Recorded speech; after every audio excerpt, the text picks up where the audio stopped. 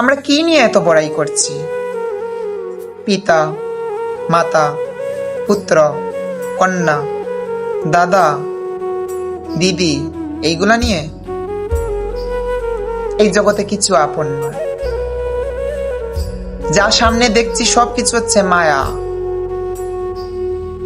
সবকিছুই হচ্ছে মায়া। যাই দেখি না কেন, সামনে দেখছি আমার সুখ, কিন্তু সেটা সুখ নয়, সেটা হচ্ছে দুঃখ।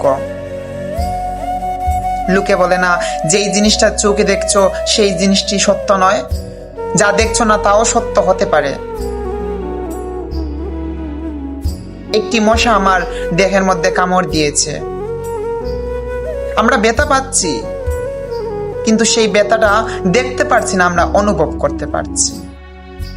সেটা তো দেখতে পারছি না, অনুভব করতে পারছি।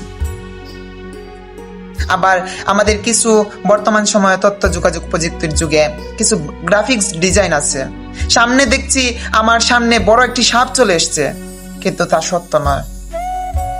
কি বোঝা যায়? যা কিছু দেখছি তা সত্য নাও হতে পারে, আর যা দেখছি না তা সত্য হতে পারে।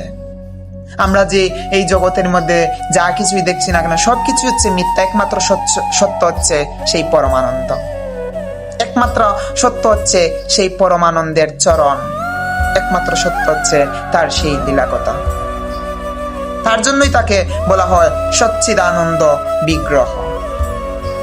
সৎ চিৎ আনন্দ, তিনি সৎ, তিনি চিত্ত, তিনি আনন্দ।